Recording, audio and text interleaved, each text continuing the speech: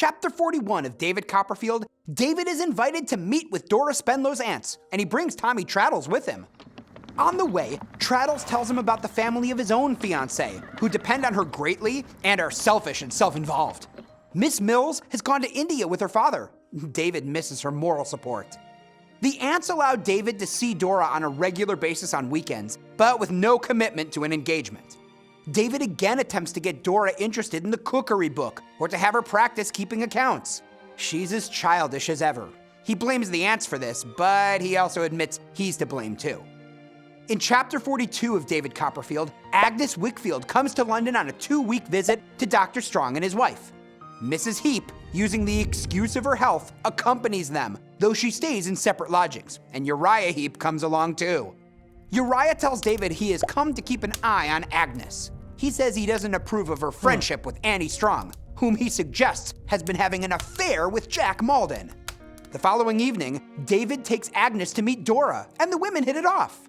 Dora wishes she'd had a friend like Agnes and wonders why David ever fell in love with her. When David takes Agnes back to her lodgings, he stops to greet Dr. Strong, but finds Uriah Heap and Mr. Wickfield with the upset doctor. Uriah has told the doctor his wife had an improper relationship with her cousin Jack Maldon. He says Mr. Wickfield suspected the relationship when he arranged for Maldon's posting in India. Mr. Wickfield admits he thought the doctor wanted Maldon out of the country. Dr. Strong defends Annie. He says he never suspected her and only wanted to help her cousin.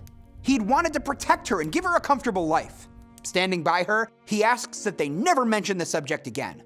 Dr. Strong and Wickfield leave, and David has heated words with Heap, culminating with him slapping Heap in the face.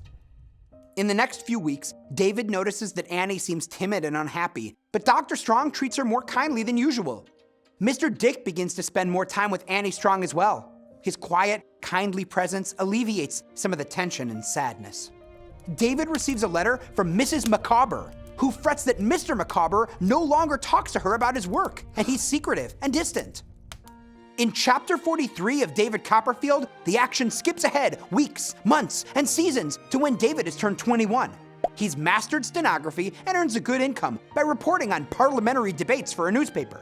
He's also started writing for magazines and is paid well for his articles. He's moved to a little cottage, and his aunt is soon to move to one nearby. Most importantly, Dora Spenlow's aunts have given their permission for the marriage to go ahead.